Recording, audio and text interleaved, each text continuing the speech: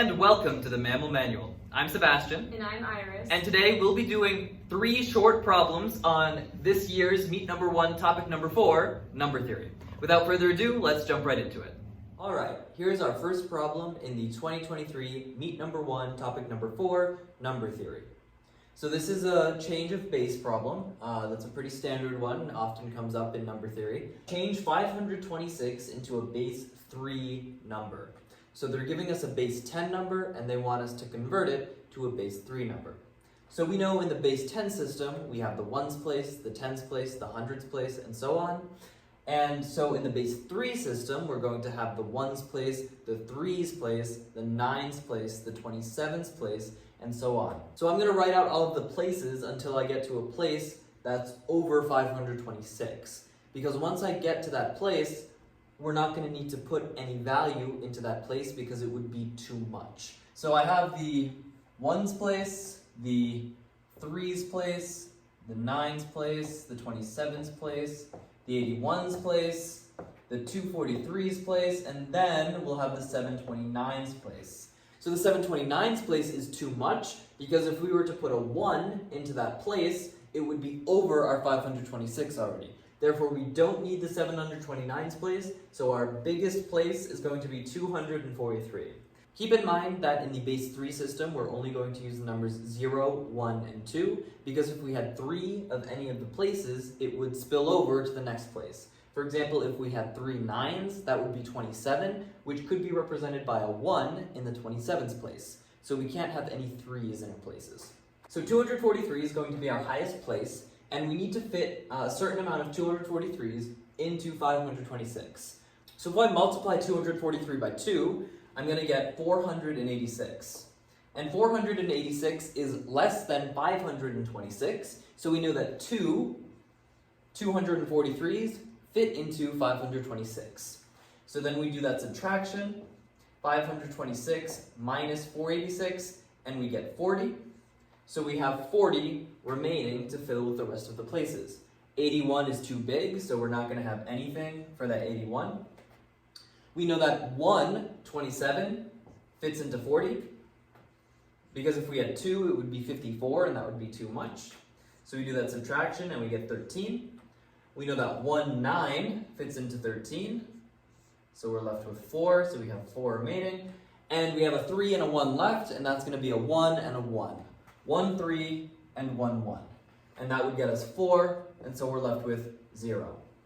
So by filling up the places in that order, from the greatest to the least, we get that 526 in base 10 is equal to 2, 0, 1, 1, 1, 1, base 3. So there are a number of ways you could express the answer, but really there are 2 primary ways.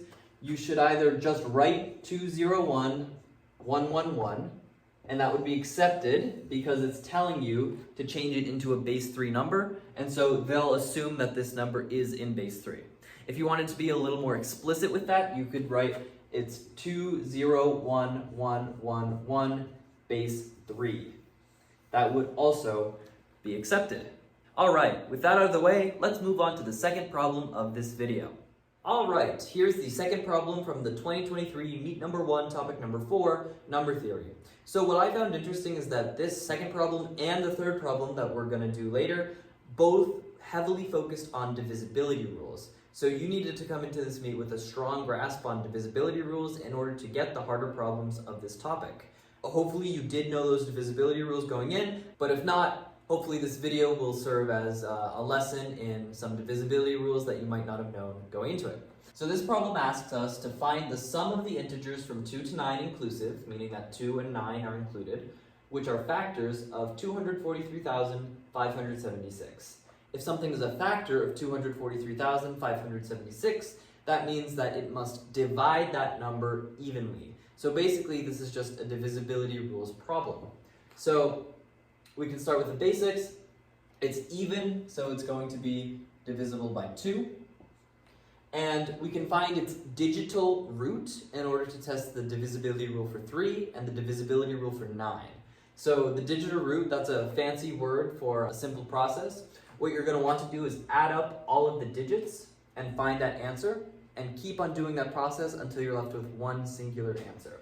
So for this one, it would be 2 plus 4 plus 3 plus 5 plus 7 plus 6, which is equal to 9 plus 12 plus 6, which is equal to 27. So we're not done because that's still a 2-digit number, so we need to do 2 plus 7, and we get 9 as our digital root. Because 9 is our digital root, we know that this number is divisible by 9, and therefore is also divisible by 3. So if the digital root is 3, 6, or 9, then it's divisible by 3. If the digital root is 9, then it's divisible by 9 as well as 3. So in this case, we know that it's both divisible by 3 and 9. To test 4, we're going to look at those last two digits and see if 76 is divisible by 4. 76 is indeed divisible by 4. It's 4 times 19, so 4 is one of our valid answers. 5, of course, it doesn't end in a 0 or a 5, so 5 is not going to be valid, so I'll write that down here. 5 is not valid.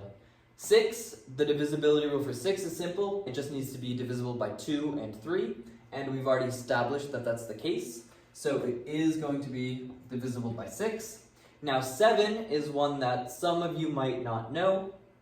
It's probably the trickiest one of the numbers below 10. So I'll get rid of our digital root work here. The divisibility rule for 7 is that you're going to multiply the last digit by 2 and then subtract it from the remaining number. For example, if we were going to test 231, we would multiply that last digit by 2. So we would do 1 times 2, and then we would subtract it from 23. So we do 23 minus 2, and we would get 21. And 21 is divisible by 7, so we know that 231 must be divisible by 7. If for some reason you didn't know that 21 were divisible by 7, you could do the process again. Multiply the 1, the last digit, by 2, and get 2, and then you just do 2 minus 2, and you would get 0. And if it's 0, it's also going to be divisible by 7, and so that kind of confirms that, well, 21 is also divisible by 7. So let's do that process, but for this bigger number. So we're going to do it multiple times until we get to a low enough number where we're confident that it's divisible by 7.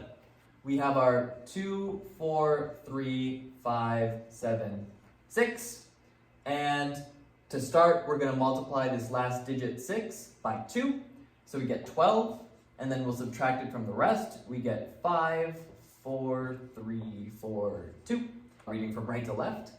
Now, I don't know if this is divisible by 7 or not still, so do the same process. 5 times 2 is 10, so we do that subtraction. We get 4, 2, 4, 2, reading right to left. Again, don't know if this is divisible by 7, so do it again. We get 8, because 4 times 2 is 8, and then do some subtraction. We get 234. So this is where my previous example comes in handy. We know that 231 is divisible by 7, and therefore we know that 234 is not divisible by 7, because the next number would be 238. So this demonstrates that 7 is not a factor of 243,576, so 7 would be invalid. Now, the last number we need to test is 8. For 8, you need to look at the last 3 digits. So we're looking at 576 to see if it's divisible by 8. Well, we know that 400 is divisible by 8, so we can subtract 400, and we get 176.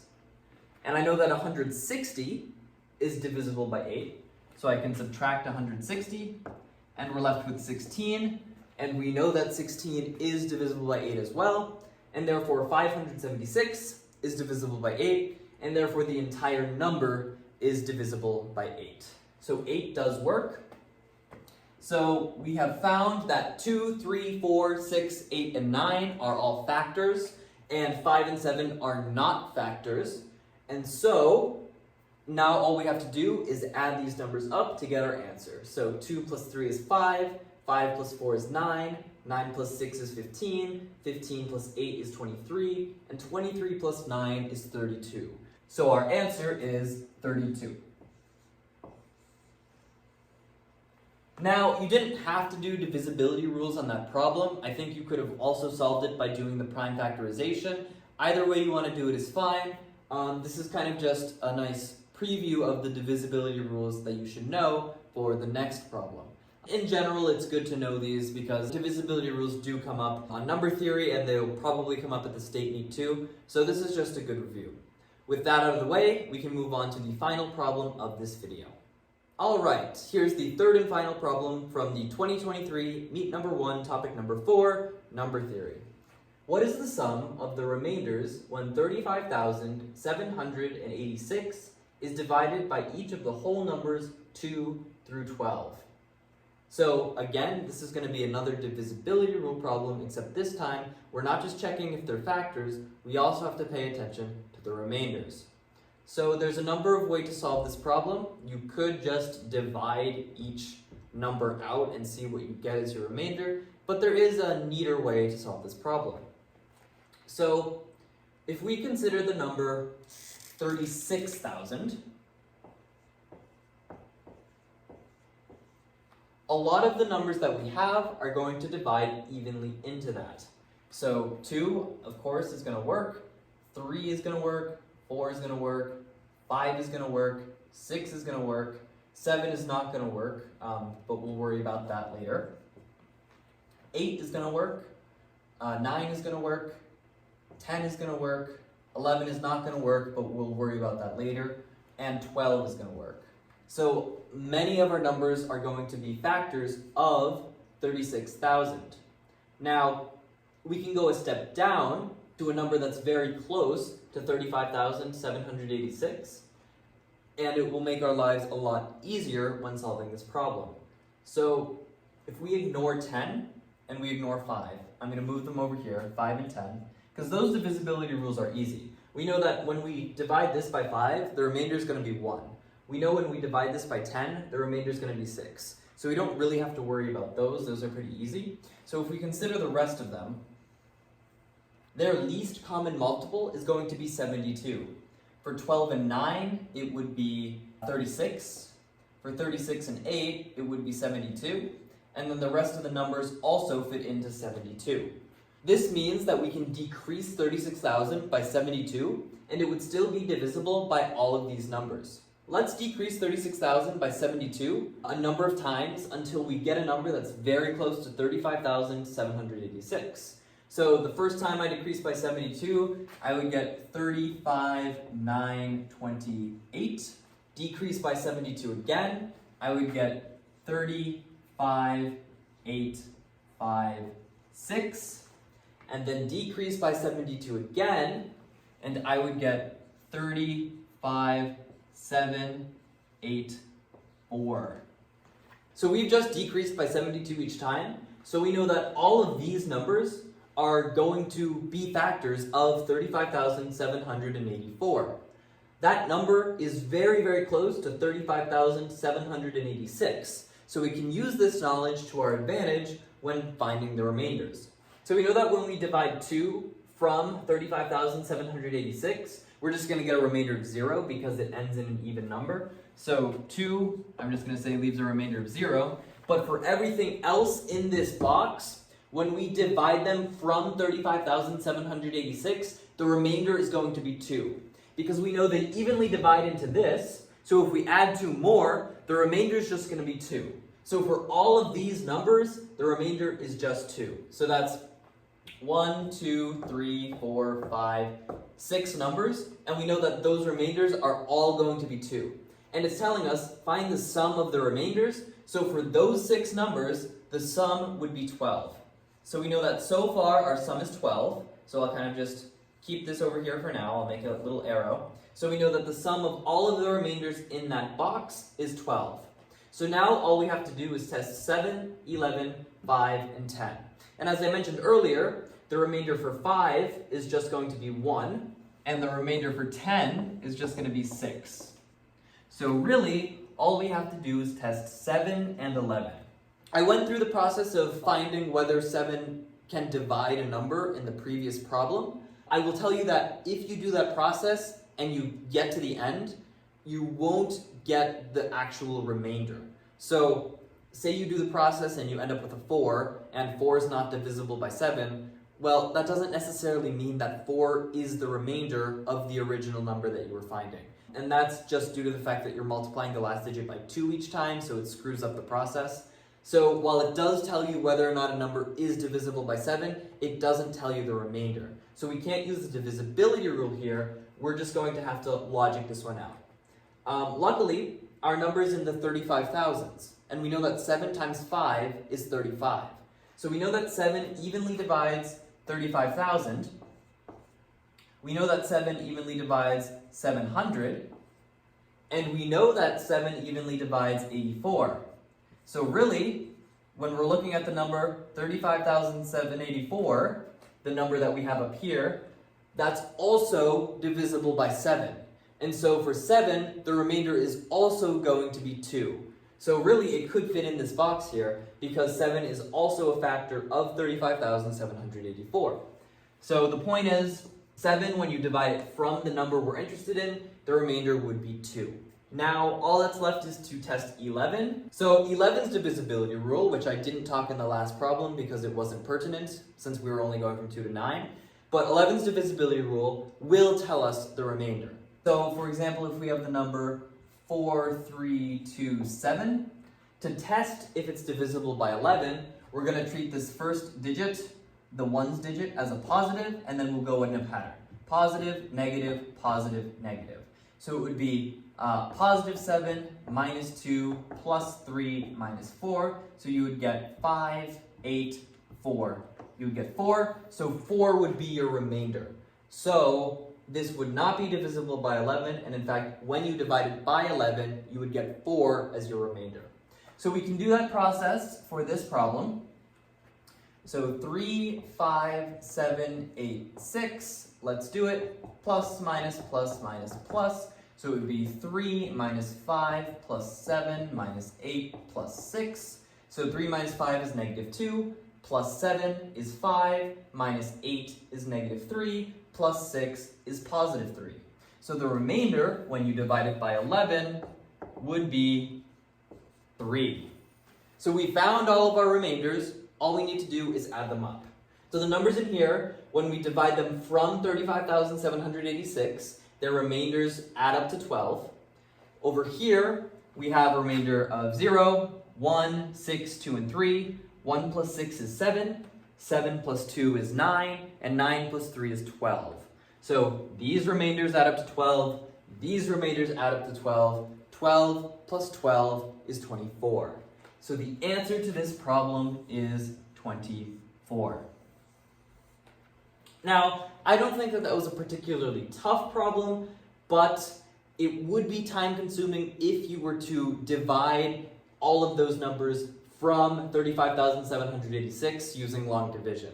That's why it's really important to find patterns like this, where we can find a shortcut and we get to this number and it's divisible by so many of the smaller numbers that we're testing. 2, 3, 4, 6, 8, 9, 12, and it's even divisible by 7, we found out. So finding patterns like that are going to be really important to solve the 5 pointers in the 12 minutes that you have. So that was the third and final problem of this video. Hopefully you got a better understanding of divisibility rules both from the second and third problems. If you already knew them, I hope they solidified in your knowledge, and if you didn't, hopefully you learned something new. Thank you very much. This was our video on the 3 problems in this year's Meet Number 1, Topic Number 4, Number Theory. Thank you for watching. I'm Sebastian. And I'm Iris. And we are the MAML Manual.